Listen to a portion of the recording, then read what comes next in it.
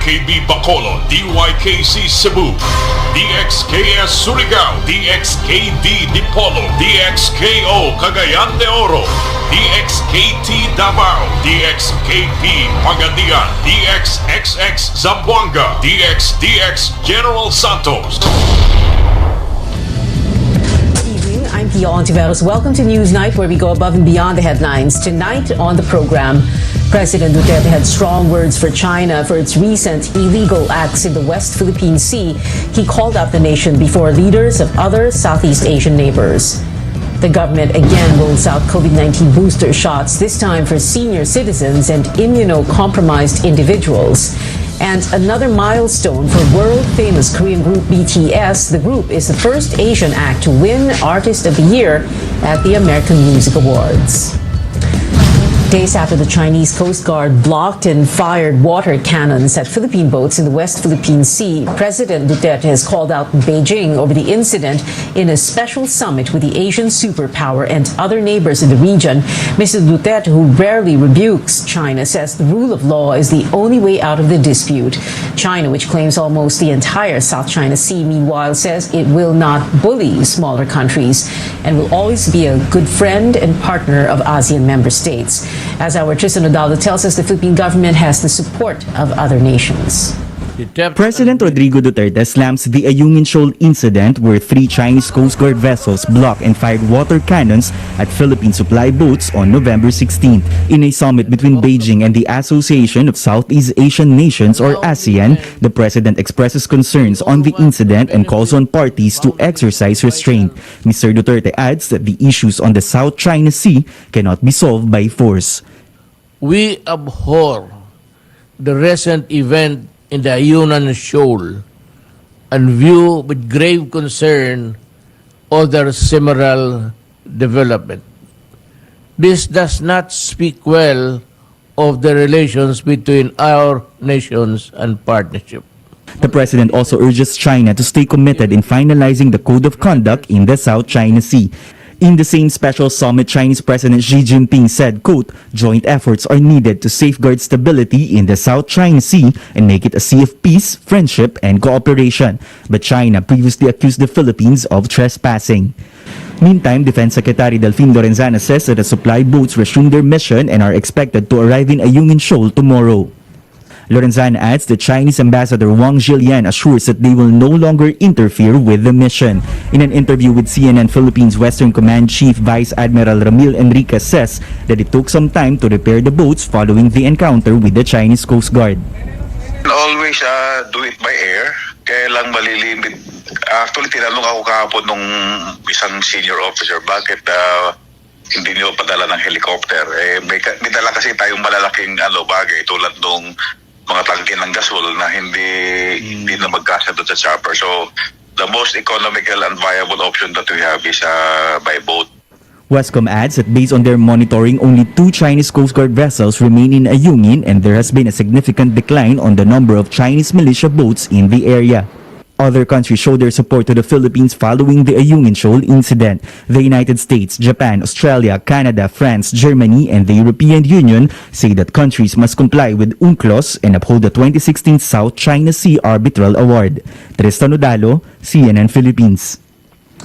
Over the weekend, the team of presidential aspirant Ping Lacson received radio warnings from the Chinese military while on board a flight to Pag-asa Island in Palawan. Approaching our business. Let's stay away from the area and live immediately. Access is unfriendly and dangerous. This is Chinese TV. You are approaching our military alert zone. Leave immediately in order to avoid misjudgment. Our correspondent George Cahilas and his crew, who were on a separate flight, also said Chinese authorities radio challenged their flight a few minutes before landing. Their pilots say it was not the first time they experienced it. You are reporting on accurate. To avoid any move, let the people keep at the landing. I didn't feel anything. Nasanay na siguro. Nine-nervous de pero territory natin to, sir. A number of Chinese vessels were seen swarming the area. Lacson visited the island to check the situation of locals there.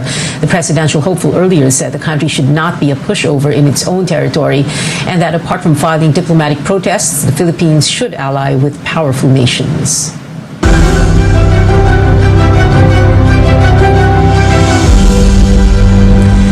Two more groups classified as high risk for COVID-19, senior citizens and persons with underlying illnesses are now eligible to get booster shots against the disease, included are those living with HIV as well as cancer and transplant patients. Our Chrissy Matulak reports.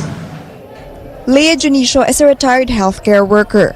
She is a senior citizen and has diabetes. On Monday, the government started providing booster shots to senior citizens and people with underlying illnesses. Junicio is one of the first people in East Avenue Medical Center to receive an additional dose. I had my first and second dose in other country, in Saudi Arabia.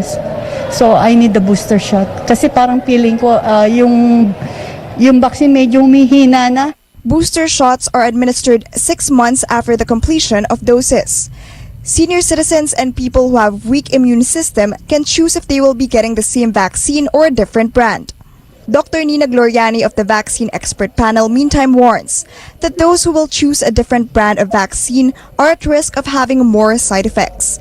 Heterologous na boosters, yun ang may data na mas marami ang nagkakaroon ng reaksyon. Yung reactogenicity is higher. Hindi naman talagang nagiging severe, pero mild to moderate pa rin. Pero mas marami ang nakakaramdam ng side effects pag iba ang itinurok sa kanila. The Health Department issued the guidelines only a day before the rollout. Most of Metro Manila mayors were not able to implement it today. The agency says they already informed regional health offices and LGUs about the protocols over the weekend. Qualified vaccinees may just bring their vaccination card and valid ID. For the immunocompromised, a medical clearance from their physician is also needed. Vaccination sites should have a separate lane for the booster shots. Kwarto ng mga babakunahan ng booster kesa dun sa babakunahan ng primary series para wala pong magulo o wala pong magkakapalit-palit. Kapag tayo ay nag-umpisa na po ng bakunahan. Kailangan po tayong makapag-delegate din ng special lanes para sa ating mga nakakatanda at para po dun sa mga may comorbidities na hindi pa po sila nababakunahan. For now, booster shot is not recommended for the general population. The Health Department is still waiting for the final recommendations from the World Health Organization. The MMDA recommends LGUs to avoid allowing walk-ins and to inform those who will be receiving their booster shots beforehand. This is to avoid overcrowding in vaccination sites. Those who want to receive their additional doses in another area may register in its LGU. Chrissy Matulak, CNN Philippines. Following the rollout of vaccines for some programs in higher education, the University of the East in Manila has reopened its doors to dentistry students. The school recently got the go signal from the Commission on Higher Education to resume limited face-to-face classes for clinical requirements after almost 2 years. For students and teachers, the in-person setup is better, especially for programs that require hands-on practice. Face-to-face, kahit risky, pero kung ipa-follow yung protocol, yung guidelines, yung infection control, magiging okay naman po. The manner on how they're moving, how they're treating it would be like they're treating actual patients. So the position and everything, the proper position of a dentist when treating a patient cannot be duplicated online. It's better to do it in face-to-face clinics. The university says it will soon see clearance to increase the number of students in its classrooms.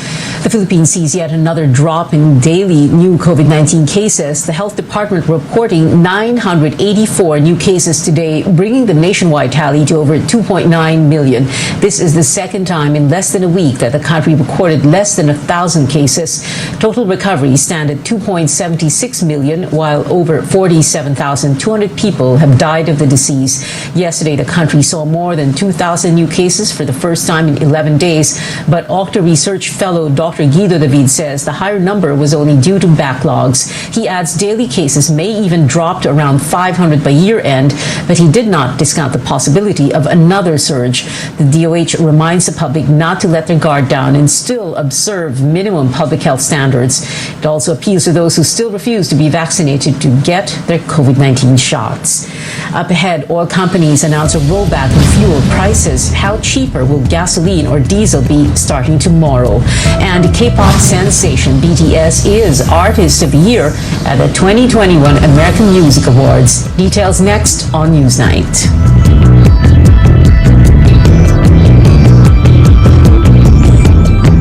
Kini ang RPN Dex Kini Radio Runda 1053 kHz.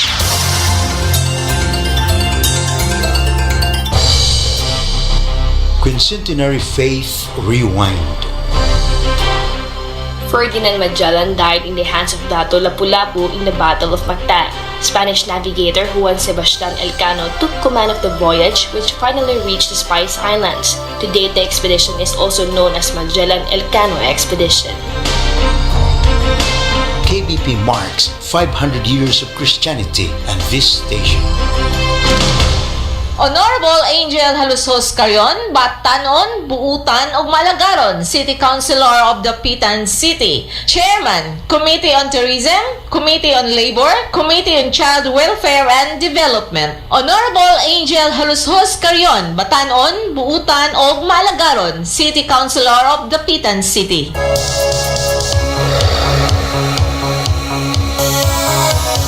News Recap Pupong on board. Pangitabo sa tulo ka distrito sa Zamboanga del Norte, kalambuan sa politika, showbiz o agrikultura. News Recap Pupong on board. Ginilang sa Radio Runda alas 6 ngato sa alas 9 adlawng Domingo.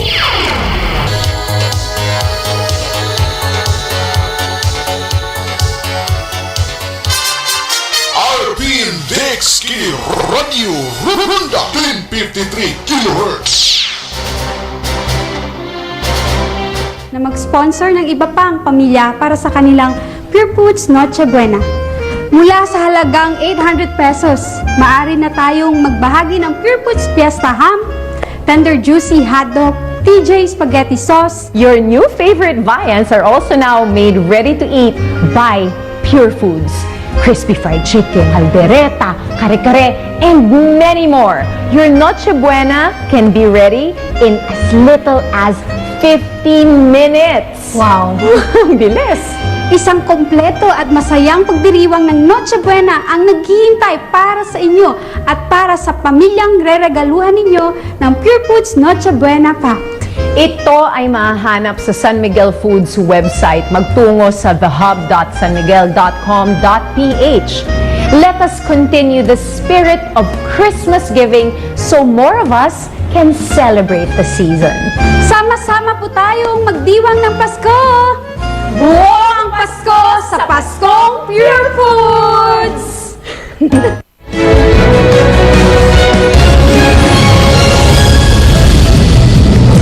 Welcome back to Newsnight, where we go above and beyond the headlines. Just how important is the COVID vaccine? Data from the health department show that 86% of hospitalized coronavirus patients are not fully vaccinated, while more than 90% of those who died were unvaccinated. The DOH also reports an additional 426 Delta variant cases for March to April and September to November. That brings the total number of Delta infections to over 7,000. As more people get their COVID shots, officials hope we will not suffer the same fate as that of Europe, which is facing another wave of infections after relaxing health protocols. One of the major difference siguro, nung nag-relax sila ng restrictions, pati yung minimum public health standards like wearing of mask and the other restrictions, tinanggal nila. Dito naman sa atin sa Pilipinas, nakikita po natin through the months from the start of the pandemic, nakita natin na yung behavior ng ating mga kababayan ay nag-i-improve na in terms of wearing of mask, frequent hand washing, tsaka yung physical distancing natin. So hopefully that doesn't happen to us. 108 areas are under alert level 2, while 12 cities and provinces are still on alert level 3. Only Catanduanes is still under alert level 4, which is at high risk for COVID-19. An island in the West Philippine Sea has not seen a single COVID case since the pandemic began. That is the Pag-asa Island, the largest in what we call the Kalayaan Island group within Philippine waters. As George Gilas reports, this is home to about 200 Filipinos who know too well the value of the COVID vaccine. Some 480 kilometers west of mainland Palawan is Pag-asa Island, the stronghold of the Philippines in the disputed Spratlys. Because it's in the middle of the sea, the pandemic is not a problem as the island remains COVID-19 free. The island has around 200 residents, but it cannot afford to have even a single COVID-19 case because they only have a nurse and a health clinic with basic equipment. So yun yung sinabi namin sa mga tao na hirap dito kung magkasakit kayo. Kaya as much as possible, kung ano yung mga preventive measures na pwede natin magawa, kahit hindi sa COVID-19, ginagawa namin yan dito. Residents of Pag-asa only see doctors whenever there are medical missions. That's like once a year before the pandemic, but this year, none. Their medicines and other medical supplies are already depleting. Despite recording zero COVID-19 case, Pag-asa Island registered a 92% vaccination rate among its eligible population. Vaccines reached the island last June. Bilang health officer, ang ginawa namin, information dissemination. Kasi ang mahalaga talaga na naiintindihan ng mga tao kung gaano ka-importante ang pagpapabakuna. Some of those who have yet to get vaccinated are new residents. Some were deferred as they need medical clearance from doctors. And just like anywhere else, some are just afraid of the vaccines. Hindi pa po kami nagpa-schedule, medyo pa po kami magpabakuna. Pero kung in case naman po na i-require kami, magpapabakuna naman po kami. Kasi may internet na din kasi dito. Kaya nababasa na din nila yung mga effects ng iba. Tapos may mga nababasa din sila mga fake news. Modular or home-based learning is also not a thing in Pag-asa. Teacher Rialyn Limbo says they never stop their face-to-face classes. Ninodule ko umpisa nag-print ako. Tapos namigay ako sa parents. Tapos na-notice ko parang hirap sila. Kasi yung mga parents dito hindi naman lahat nakagraduate. May elementary, may high school. So binabalik nila sa akin ang module, matagal. There are only 34 students from kindergarten to grade 6 in the island, with only 2 teachers and 2 teacher aides educating them. From Pag-asa Island in the West Philippine Sea, George Cahiles, CNN Philippines. Officials in Mimaropa said they're willing to send help to residents of Pag-asa Island and will cooperate with the town officials. Heads up, motorists' pump prices are set to go down again this week. Beginning tomorrow, Petron, Caltex, Clean Fuel, Flying V, Petrogas, Phoenix Petroleum, PTT Philippines, Sea Oil, and Uni Oil will slash gasoline prices by 85 centavos per liter. The same fuel companies will impose a hefty price cut on diesel at 1 peso and 20 centavos per liter. Petron, Caltex, Flying V, and Sea Oil will have an even bigger rollback on kerosene prices at 1 peso and 30 centavos per liter. Other oil companies have yet to announce their price adjustments. The number coding scheme soon to make a comeback in Metro Manila nearly 2 years into the pandemic. The Metropolitan Manila Development Authority says it may be implemented before the end of November or the first week of December, pending approval from Metro Manila mayors. Speaking to CNN Philippines, MMDA Director Noemi Resho explains traffic volume in NCR is slowly increasing and may exceed pre-pandemic levels. The agency expects more or less 405,000 vehicles on major roads as the holiday rush draws near. It says it wants to bring back the number coding scheme in a bid to control traffic amid eased restrictions. Actually, there were 3 options evaluated by MMDA. Number 1 is to be implemented during peak hours only. The peak hour volume is from 5 p.m. to 8 p.m. Second option is peak hour in the morning, which is 7 a.m. to 9 a.m. and peak hour in the afternoon, that is 5 to 8 p.m. And the third option is the whole day number coding, usual from 7 a.m. to 8 p.m. MMDA Chairman Benher Apolo says Metro Manila mayors are set to discuss the proposal this week.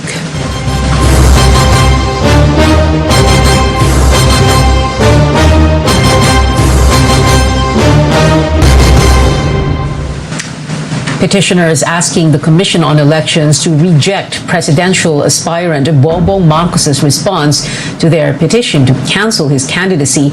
Lawyer Theodore Te has filed a motion for reconsideration seeking a reversal of the poll body's earlier decision to give Marcos 5 more days to respond to the plea.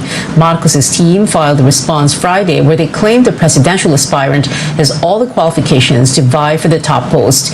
Now that's despite having been convicted for not filing his income tax returns for 4 years. The original deadline was November 16, but the extension gave Marcos until today to comply. Attorney Te says the request for more time was not justified since the Marcos camp merely cited that their new lawyer, Estelito Mendoza, has been grappling with other cases and needed time to review and prepare their answer. A group of human rights defenders also asking the COMELEC to conduct an internal probe into how Marcos's spokesman, Vic Rodriguez, knew ahead of time that the Second Division will grant the request. Rodriguez told CNN Philippines last Thursday that their plea was already granted. COMELEC's decision, however, only came out afternoon the next day. Te's group fears the Marcos camp has, quote, undue insider knowledge about COMELEC's actions, unquote, which they say casts doubts on the credibility of the poll body and the elections. A decision on the case is expected by December. The results for illegal drug consumption came out negative for both Senator Ping Lacson and Senate President Tito Soto. The Soto-Lacson tandem made the move after President Duterte claimed that a presidential hopeful uses cocaine. Vice presidential aspirant Soto mentioned that as principal author of the Dangerous Drugs Act, he pushed for drug testing of all political candidates, but the Supreme Court declared the provision unconstitutional. Presidential hopeful Lacson added that now it is up to other aspirants to follow suit with a drug screening. Nasa sa kanila na yun, hindi naman na kami pwede mag-impose sa kanila. Sabi nga ni Senate President, na-declare ng unconstitutional. So voluntary lang talaga. At para maipakita natin sa mga kababayan natin na ika nga'y malinis ang ating hangarin. National Police Chief Jonardo Carlos said they are verifying information as far back as 5 years ago to investigate allegations about the presidential aspirant's cocaine use. Still on Newsnight, singer Adele gets Spotify to remove its default shuffle feature, and K-pop sensation BTS is Artist of the Year at the 2021 American Music Awards. You're watching CNN Philippines.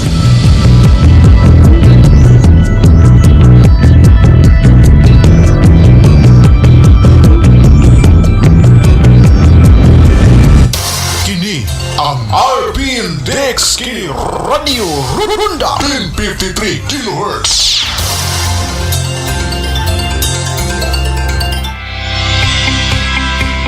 Katungod sa publiko nga masayod sa tinuod nga paghitabo sa palibot, may kalabot na ang pagpadagan sa mga buhatang lokal ug nasyonal. Masayod sa gihimo sa mga gitahasan nga magdumala sa rinda sa atong pangagamanan. Tungod nini nataw kining tulumanon. Sayri ang lungsod. Sayri ang lungsod. Gidalit kaninyo ni Sibiana RPN DXKD Polo. Sayri ang lungsod. Dinhi inyo madungog ang paghimay sa mga nag-unang isyu o gisgutan may kalabot na sa katilingban. Sayri ang lungsod. Mga problema, reklamo sa komunidad nga gustong ipabot sa mga hintungdang opisina o namunuan.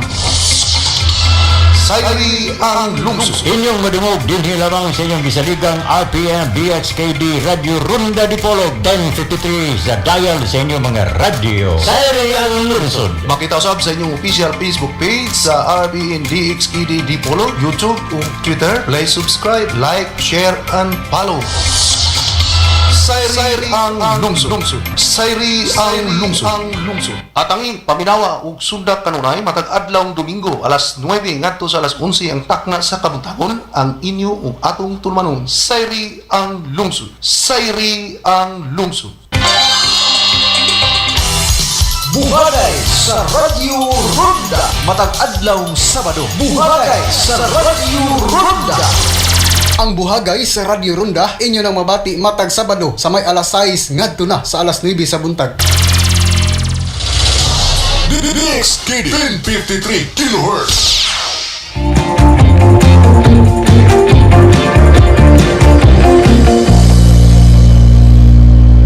Boracay has put the country on the map for domestic and international tourism. It is only fitting that the gateway to this paradise island is modern and state-of-the-art. SMC Infrastructure has taken the lead in overseeing the improvements of the Boracay Airport. Throughout the years, it carried several name changes, from Caticlan Airport to Godofredo P. Ramos Airport, but it lagged behind in upgrades until SMC Infrastructure stepped in.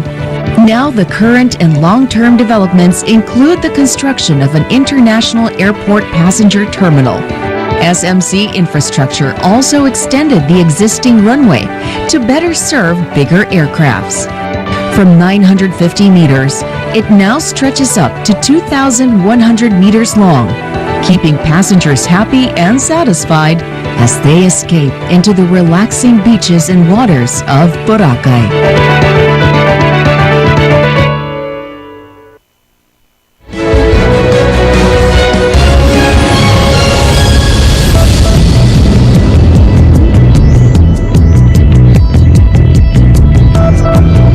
Newsnight, I'm Pia Ontiveros. Grammy-winning artist Adele is making sure that fans get to listen to her new album 30 the way she intended them to. Citing this as the only request she's had in the ever-changing industry, the singer asked Spotify to let all Spotify users play album songs in order. And what Adele wants, she gets. The shuffle button is now just an option instead of the default in listening to albums. The chart-topping vocalist just starred in a highly anticipated television special and audience with Adele, where she sang hits like Rolling in the Deep and new tracks from 30. Well, BTS made history at the American Music Awards today as the first Asian act to win Artist of the Year. CNN's Britt Conway gives us a look at all of the big winners and performances in today's Hollywood Minute. BTS owned the night at the AMAs. The K-pop group performed with Coldplay early in the show and then won 3 awards, including Artist of the Year. Wow. We believe that this awards opens the beginning of our new chapter. And the night turned out pretty sweet for the artist behind the hit album Sour, Olivia Rodrigo. After a moving rendition of her song Traitor, the pop star took home New Artist of the Year. I ain't gonna lie, I'm a little nervous, I'm shaking. Rapper Cardi B hosted the American Music Awards for the first time ever and managed to snag Best Hip Hop Song for her hit Up along the way. Anyways, I gotta go home.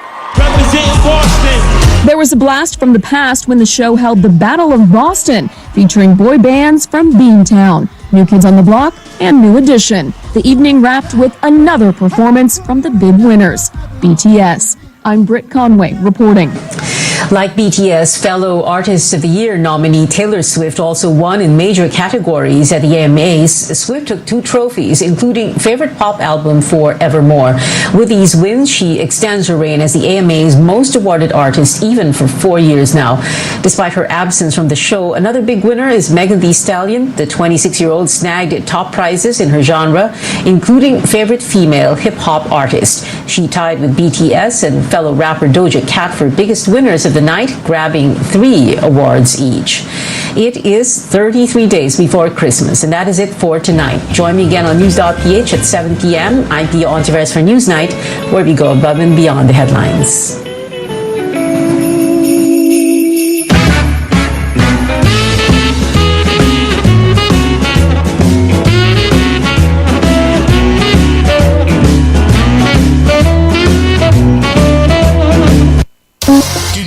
Ang RPN Dex Kini Radio Runda 1053 kHz.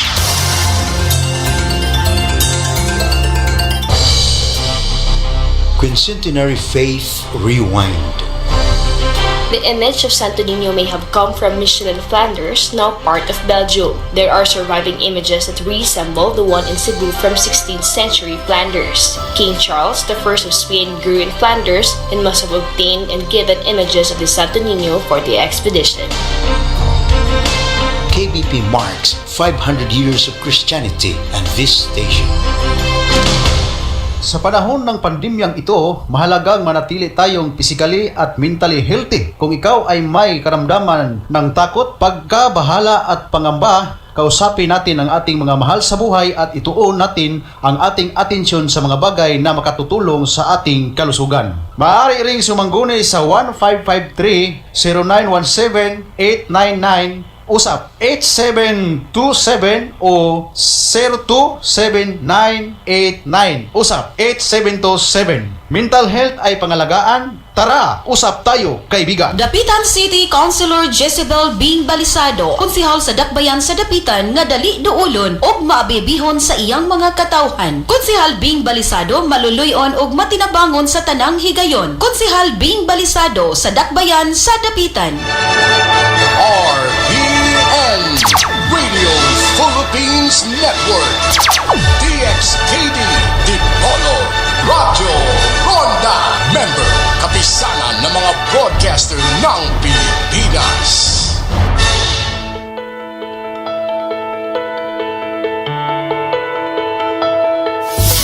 Fiber-rich foods have so many health benefits. These types of food help us maintain a healthy weight. They also normalize our bowel movement, lower our risk of certain diseases like diabetes as well as some cancers, and ultimately, this helps us live longer. So what should be on our grocery list to up our fiber intake? On the program today, our guide to a high-fiber diet. I'm Dr. Freddy Gomez. Welcome to MedTalk Health Talk on CNN Philippines.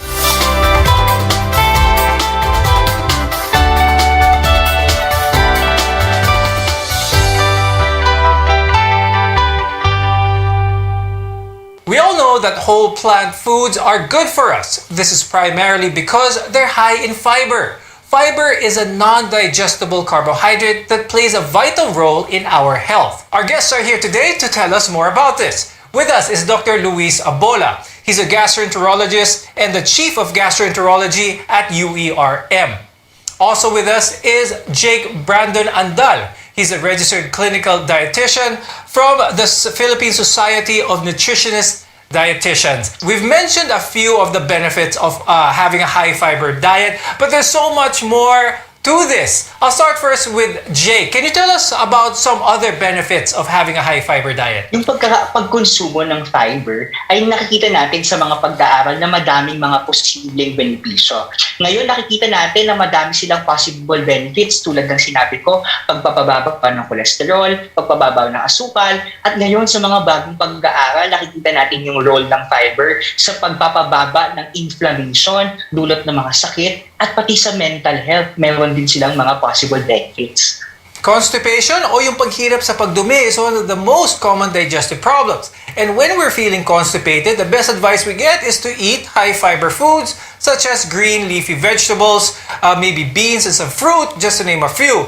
Now, Dr. Luis, when it comes to fiber, having fiber in our diet, what does this actually do for the health of our GI tract? Okay, so if you have fiber in your diet, the fiber, remember it contains parts that cannot be digested. Dito na digest ng katawan natin. So it goes to the GI tract, to the colon, where it is acted upon by bacteria. Now, high-fiber foods also helps us with our overall health, not just our digestive system. And there are certain digestive conditions that can be avoided or even made better through high-fiber rich foods. One of them in particular I'd like to talk about is diverticulitis. Dr. Luis, could you explain to our viewers what this is and how high-fiber diet can help with this condition?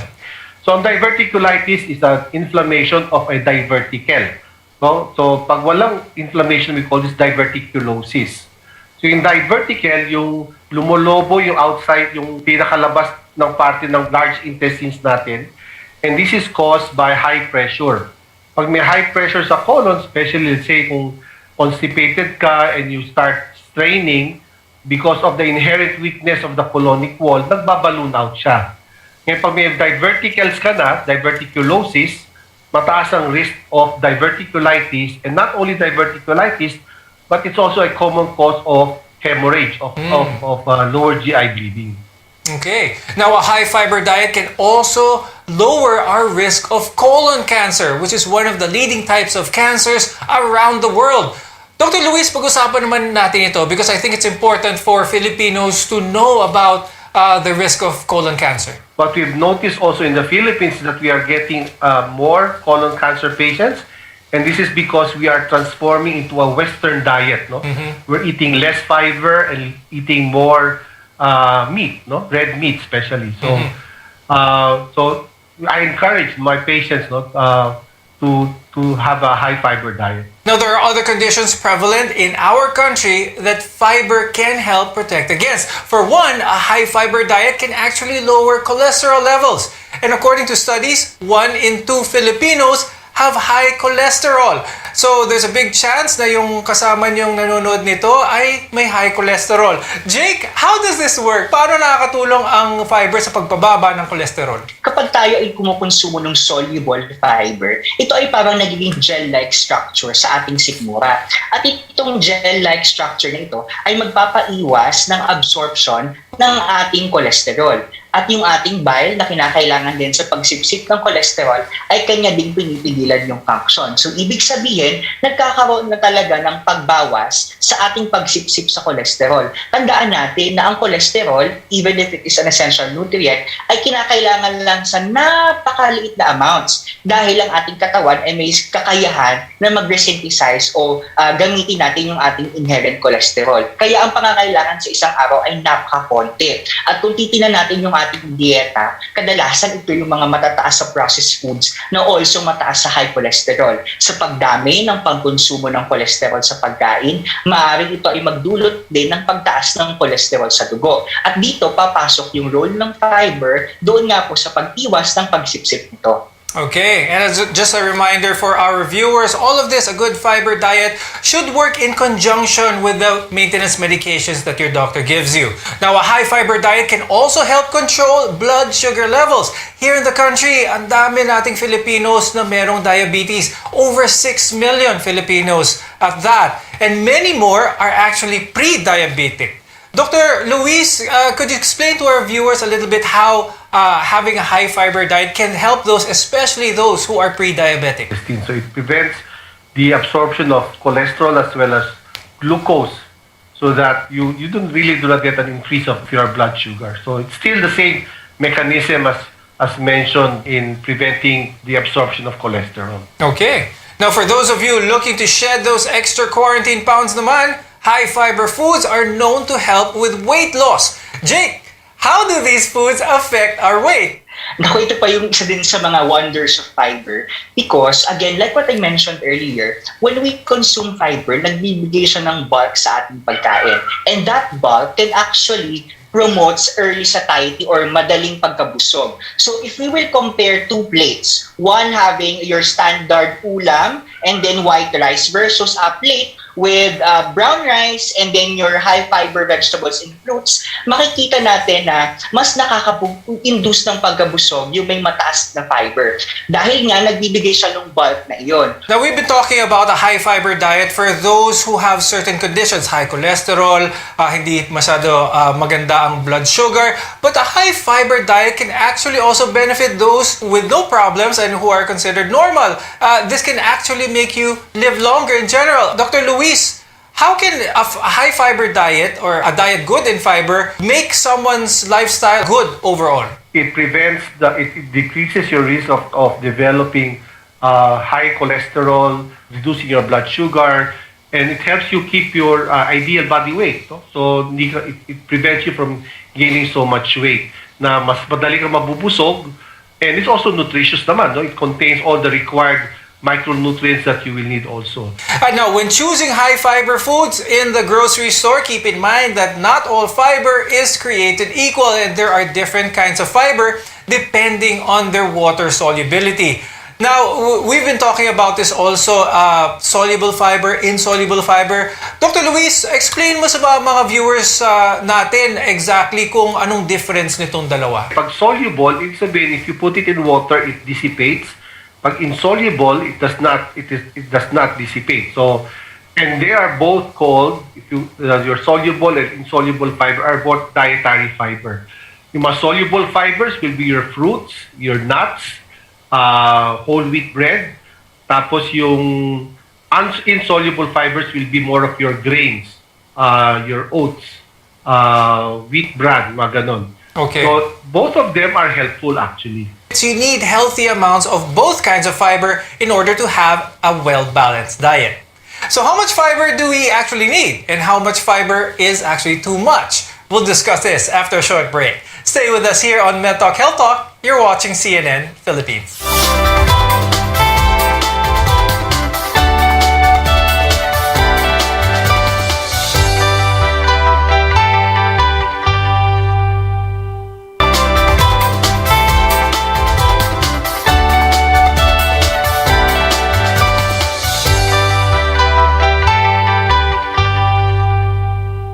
I'm Dr. Freddy Gomez. Welcome back to Med Talk Health Talk. We're your partner in healthcare. High fiber foods can improve your overall health, but many fall short of the recommended amount each day. And although rare, too much fiber can be harmful to your health. On Med Talk Health Talk, we'll guide you in getting the fiber you need. Now, Jake, gaano kadaming fiber ang recommended in a day? Kung titingnan po natin yung mga current recommendations of different medical societies, some are postulating that we need 20 to 25 grams of fiber per day. Consuming 4 to 5 servings of fruits and vegetables, and also trying incorporating yung mga high fiber carbohydrate sources natin like brown rice and whole grains can actually easily make us achieve our requirements for dietary fiber per day. I'd like to ask Dr. Luis, is there a potential actually, ang mas common is kulang tayo sa fiber. What kind of situations happen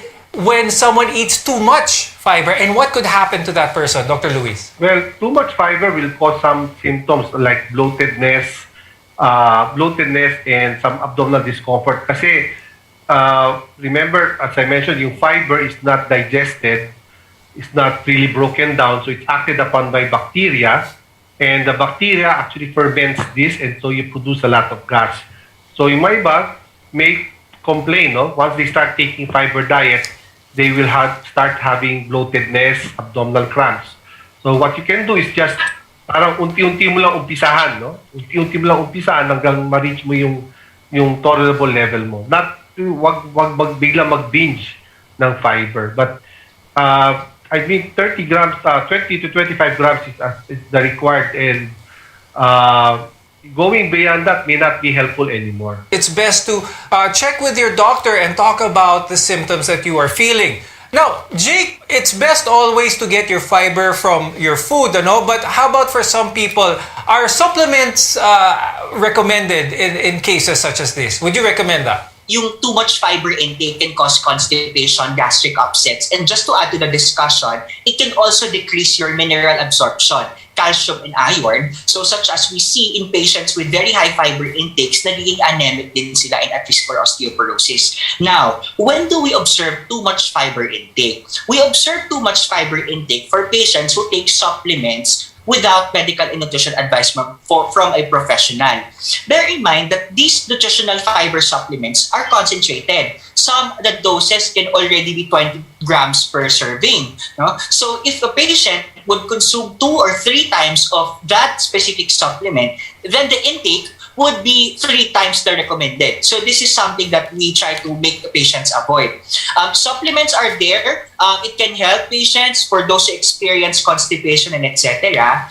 But again, please seek advice from your gastroenterologist and your nutritionist dietitian before you take them, because they have specific ways to how to optimize the intake of this. And at the end of the day, fiber supplements will not replace the fiber that you will get from your fruits and vegetables. Okay, very good advice. Now, Dr. Luis, are there any situations, medical conditions, where a person cannot tolerate fiber? If this is the case, what is their options? Of course, if some people may have some intolerance to certain food products, if you say if you're intolerant to wheat products, no? So if you have what we call gluten sensitivity, probably what the best thing to do here is to determine what type of fiber that you can easily eat, because not all fiber or not all fiber-containing para sa gluten, and then take this on a regular basis. So if you're looking to add more fiber to your diet, we will review the best fiber choices when we return. We want to be your partner for a lifetime of good health. So stay with us on CNN Philippines.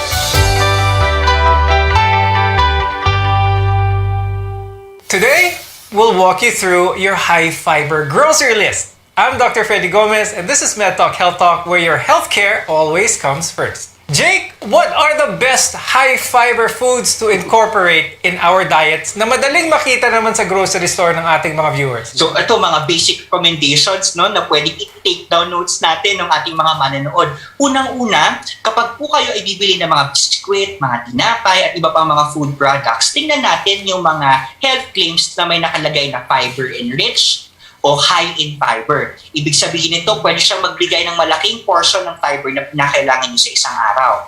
Pangalawa, plant-based proteins, your munggo, garbanzos, chickpeas, mga butong gulay, good sources of fiber. There are also good sources of protein as well. So you get both benefits of having protein and fiber in the meal. This is very beneficial for those who want to try to lose weight or those who are building up muscles. And also, as an added benefit, meron silang mataas na fiber. Steer away from white bread, white rice, and also white carbohydrates, white starches, because these are processed and they have very low fiber. Let's go with the colored ones. Red rice, black rice, o kaya yung mga whole wheat bread natin, which is brown in color. Kapag po kayo ay mamimili ng inyong mga prutas at gulay at fiber, at isa sa inating sinasuggest na pinapataas, piliin natin yung una, mas namumuya, at yung mga medyo mas mapapait. So yung mga mas namumuya, yung mga guava, pineapple, apple, ito yung may mga matataas na fiber kasi yung mga matitigas na part ng fruits na iyon, yun ay actually dietary fiber. Speaking of the overall health of our gut, will fiber be able to compensate for the bad habits that some people do, like the eating of a lot of red meat? Will that be offset by eating a lot of fiber? We would like to encourage the growth of what we call the good bacteria, the bacteria that helps out, that helps in the wellness of the body.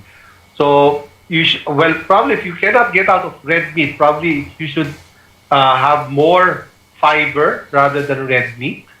Okay, because I know it's hard to stop that, but encourage that I tell my patients every day you should eat servings of, especially 4 to 5 servings of fruits or vegetables. So when it comes to the Filipino gut, in your practice, ano yung mga bad habits na ginagawa ng mga Pilipino in terms of the overall health ng gut? No, we are moving towards a Western diet, fast food, processed food, rich in fat, and we've cut down, as mentioned, as already shown in the study, that we are not taking enough fiber. So that is one of the more important things. And probably we drink a lot of sodas, a lot of beverages that may not be very helpful. Dr. Luis, how about those viewers who are curious na gusto na lang malaman kung healthy ba talaga ang gut nila? What type of tests, or of course, after consulting with a gastroenterologist, what type of tests would be beneficial to find out the overall health of someone's gut?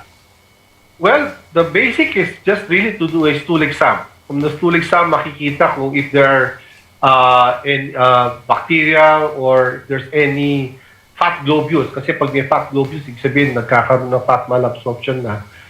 And then, for the elderly, I would also recommend that they have a occult blood test. No? Occult blood test is a biochemical test on the stool to detect the presence of blood. Kasi pwedeng normal appearing in blood, but you may have some bleeding in the gut. So that is what I would recommend: a stool exam as well as a fecal occult blood test. With that, I'd like to thank gastroenterologist Dr. Luis Abola and registered clinical dietitian Mr. Jake Brandon Andal for guiding us on our journey today. We hope our conversation was very helpful to our viewers. In today's reality, we've all learned not to take our health for granted. Adding more fiber into your diet is a simple but effective way to keep healthy, reduce the risk of certain diseases, and ultimately, what we want is to live longer. I'm Dr. Freddy Gomez, and we'll see you again next time.